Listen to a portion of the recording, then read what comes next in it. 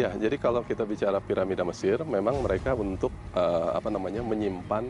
Los restos del yacimiento Gunung Padang son en realidad un tesoro muy notable. Yang kalau kita gunakan dengan sangat baik itu. Si se preguntan por qué, resulta que en este momento podríamos decir que estamos ante el sitio prehistórico más antiguo del mundo. Jadi sebenarnya ini hanya salah satu dari.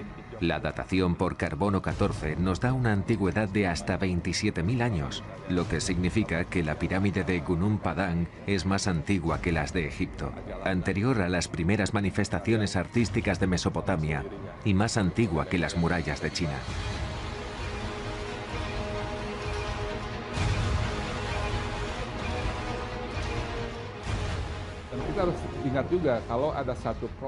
Las piedras de este lugar son de andesita, un tipo de roca que por lo general se forma a partir de actividad volcánica. Aquí no hablamos de rocas comunes y corrientes. Tenemos ante nosotros un extraordinario tesoro de una civilización muy elevada, de una cultura superior. Si la estudiamos bien, podría beneficiar a la generación actual.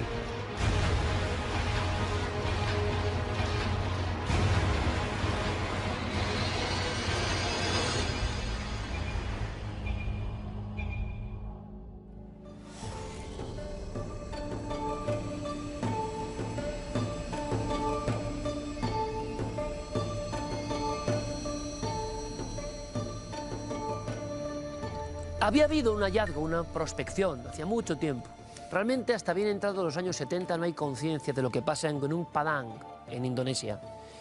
Los primeros investigadores pensaron que se trataba de un cementerio muy antiguo, en una especie de cima de colina. Sin embargo, lo que hoy se llama Unidad 4 tiene un secreto, tiene un misterio, y ha saltado a la prensa mundial como la arqueología más antigua del mundo. Y ya saben que cuando esto ocurre hay un tsunami de reacciones. Una de las personas que desde hacía mucho tiempo nos hablaba de Gunung Padang, mientras aquí nadie sabía ni de qué se estaba hablando, tengo que decirlo, era el maestro Enrique de Vicente. Así ocurrió, así pasó. Y nosotros lo contamos.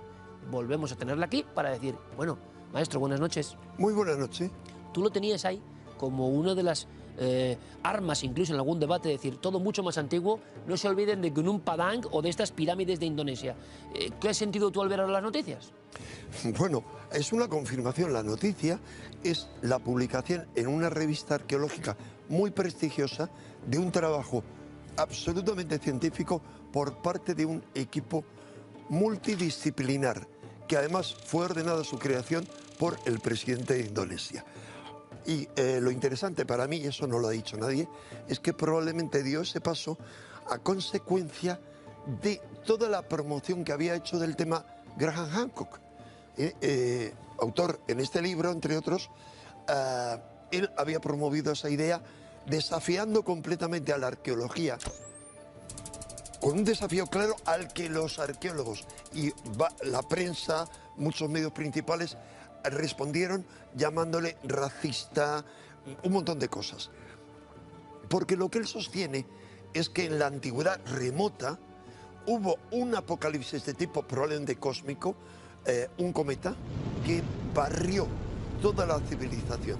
Y probablemente no una, sino varias veces.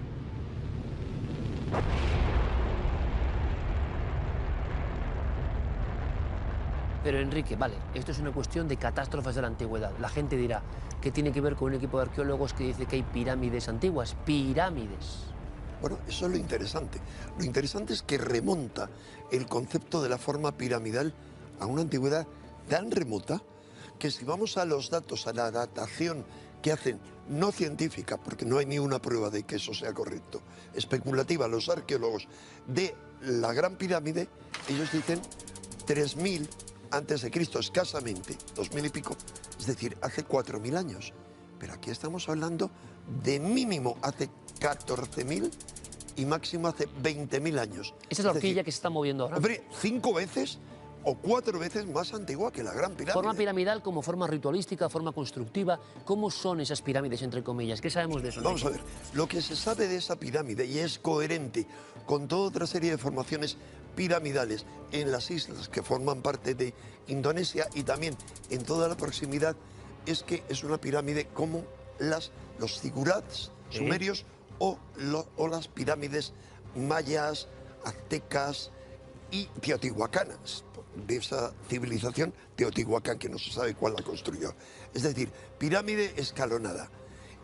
Hay ya un modelo que han hecho los geólogos, bueno, han hecho un estudio increíble con técnicas no invasivas como georradar, todo otro montón de técnicas y también estratigrafía y aplicación que ahí están avanzando, del carbono 14. Es decir, en algo que hay enterrado, todo lo que esté a una altura concreta ya muy baja, es imposible que haya habido irrupción de materia orgánica posterior a esa época y por lo tanto se ha datado. Ahora, hay algo mucho más importante en todo esto y se han detectado 4 oquedades que parecen ser cámaras artificiales porque tienen una forma más o menos rectangular, el mismo número de cámaras, curiosamente, que la Gran Pirámide. ¿Estaban cubiertas estas pirámides, Enrique? ¿Se cubrieron después? ¿Qué hicieron? ¿Qué sabemos? Vamos a ver. Lo que sabemos es, primeramente, que por lógica naturaleza, se han ido formando estratos.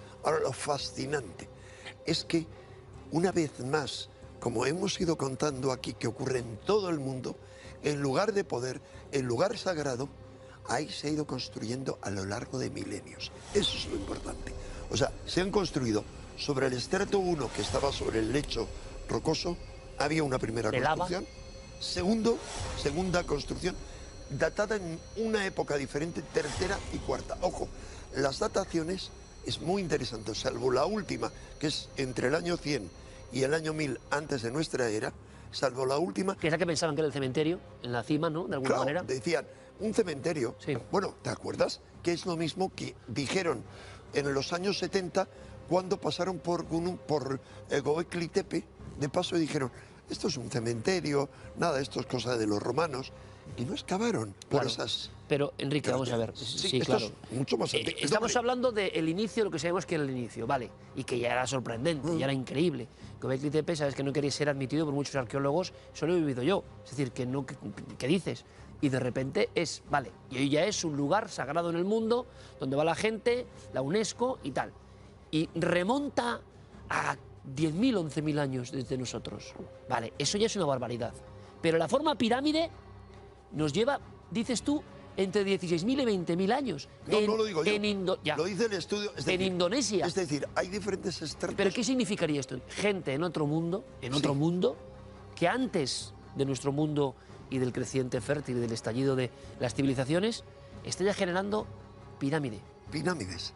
Y pirámides que se han mantenido en toda esta zona hasta nuestros días. Recuerda otros sitios reconocidos, Borobudur. Y el gran templo de Borobudur es también piramidal. O sea, ahí en esa misma isla. ¿Y por qué isla. la pirámide? Vamos a ver, porque la pirámide es muchas cosas. Es la escalera al cielo. Ahora, fíjate algo muy, muy, muy interesante. La inclinación que se ha visto que tiene esa pirámide. Es una inclinación de 45 grados. Es decir, así como una inclinación parecida, no la misma, a la que tiene la pirámide de Giza.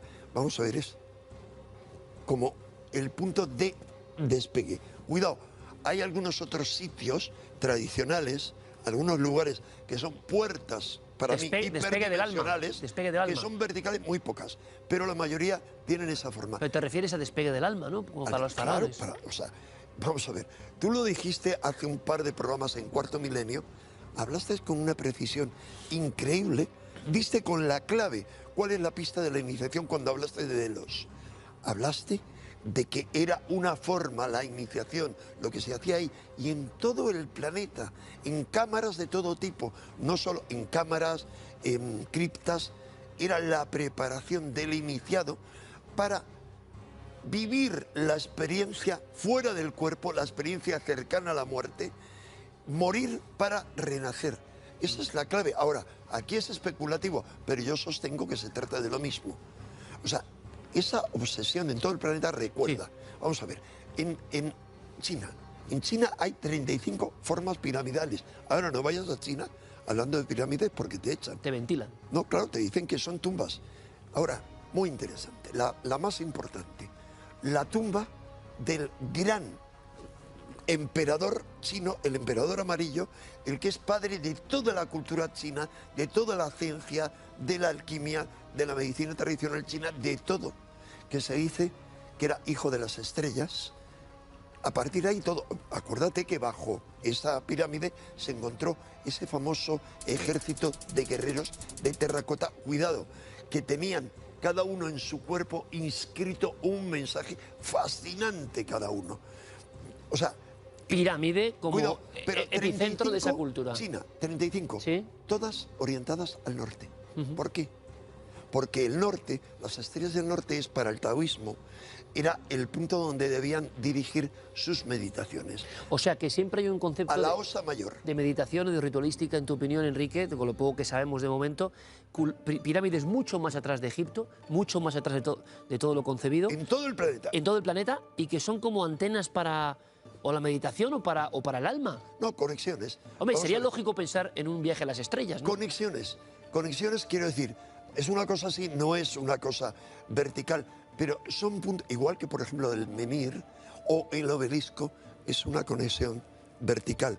Ten en cuenta que hablamos de los obeliscos egipcios, pero hay ese tipo, menhir, y ese tipo de formas en todo el planeta.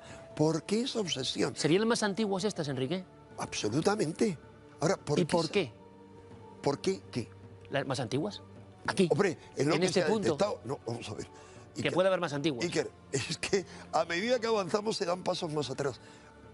¿Cuánto queda por descubrir en el planeta? Para mí, mínimo un 90%. ¿En qué me baso? Pues me baso en los descubrimientos de la última década y de la década anterior. Desde que tenemos, primeramente desde la aviación, se han empezado a descubrir geoglifos como los de Nazca en todo el planeta. A medida que se hacen mayores prospecciones y que tenemos Google Maps, Totalmente. los detectamos incluso en España. Restos de Fíjate, geoglifos. fíjate, maestro.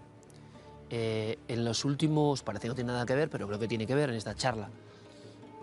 En los últimos 7 años se han descubierto más especies que se creían desaparecidas en cámara que nunca en la historia. Es decir, oficialmente desaparecidos, porque es que no se exploraba allí. Y sin embargo, las fotocámaras han encontrado. ¿No puede haber un símil con la arqueología también? 100%. Te voy a decir una cosa, Nazca con su enigma.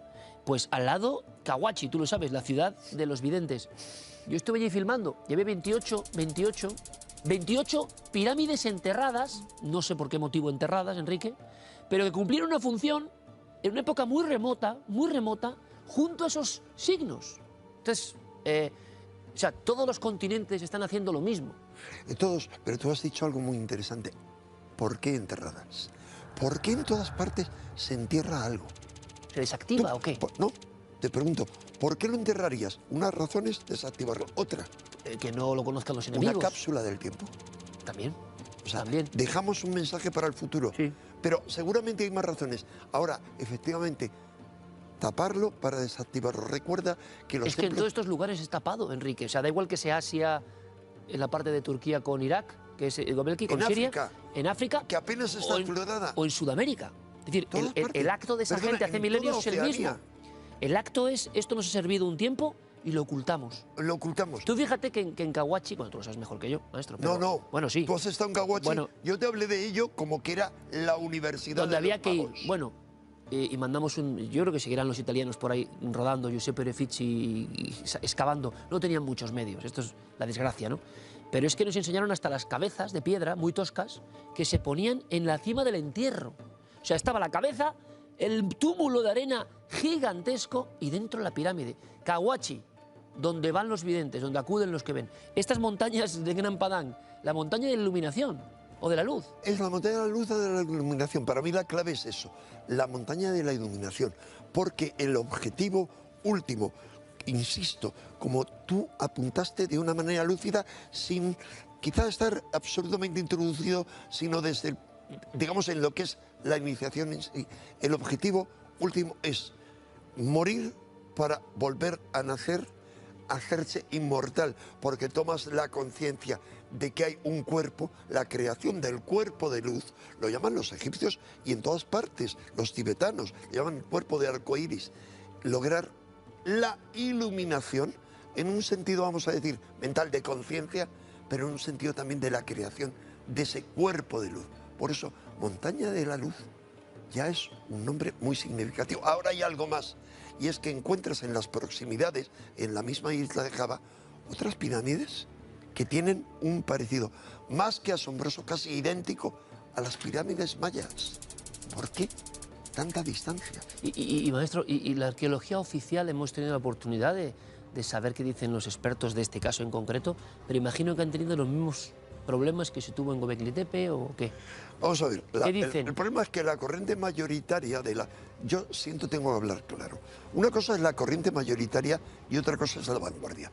La vanguardia lo representa, por ejemplo, todo lo que viene contando Manuel Pimentel, lo más valientemente que puede para no quedarse desmarcado de esto, sobre nuevos descubrimientos.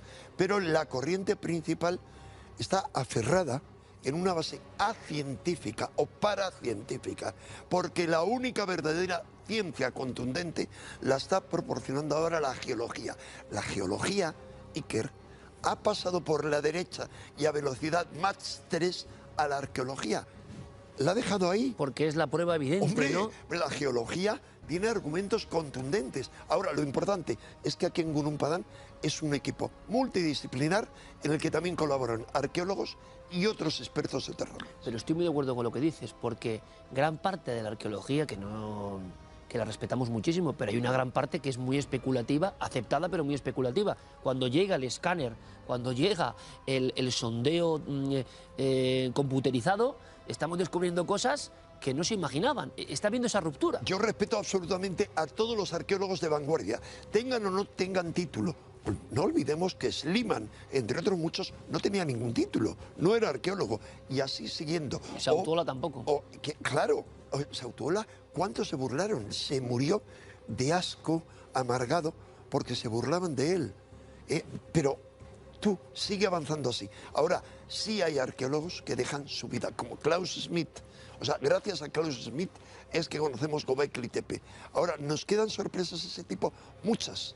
Ahora, el problema que hay es que hay un gobierno detrás dispuesto primero a aprobar las excavaciones, cosa que en Egipto no se está haciendo, no permite. O sea, que saben que es un valor, ¿eso? Hombre, pero perdona, un valor cultural y turístico. Claro. Es decir, ya ha habido un presidente muy inteligente, estaba todo paralizado, que dijo, adelante. Y el problema que hay es que las instalaciones turísticas en la base de la montaña ya estaban invadiendo el terreno arqueológico. Claro, aquí lo que importa es un gobierno que no le importe un poco la polémica, se lance a invertir para que permitan que se invierta. Pues gente, mecenas, que digan, voy a invertir porque quiero que mi nombre pase a la historia como el descubridor de una civilización. Está todo por explorar. Ahora, ¿cuál es el problema? El problema, tú hablabas muy bien de cómo todo va rápido. Recuerda lo que decía Marc Vidal en Horizonte, de que en economía, en todo, está todo a toda velocidad. Es que el ritmo de la evolución se ha vuelto exponencial. ¿Cuál es el problema? El problema es que lleguemos a donde tenemos que llegar y aprendamos las lecciones antes de que nuestra civilización se autodestruya. Y no soy un catastrofista al decir eso. Recuerda que el gran argumento de los buscadores de vida extraterrestre era cuál es el tiempo de vida de la civilización hasta que se autodestruye. Todas las civilizaciones tienen un final, todas, sin excepción. La nuestra lo va a tener. ¿Cuál es el problema? Como todo está cada vez más acelerado, tenemos dos caminos. Uno es tomar precauciones para cosas que nos puedan autodestruir, como impactos celestes. El otro, que es el que hemos tomado, autodestruirnos nosotros mismos, metiéndonos en guerras. Estamos así, Enrique, ¿no? En la pirámide. En este momento de la historia. Todo más antiguo, como dice otro maestro Manuel Pimentel, hallazgos increíbles que llevan el calendario mucho más atrás. ¿Qué significa eso? Bueno, es motivo de otra mesa. Pero esta era la noticia y el maestro Enrique siempre había estado incidiendo en fijemos la mirada en este lugar remoto que no nos dice nada. Nos dice tampoco que casi nadie en España, pongo mi mano aquí, sabía que esto estaba ocurriendo. Para eso hay que estar en vanguardia, maestro. Hasta muy pronto. Gracias. Hasta siempre, comandante. Vamos ahora con...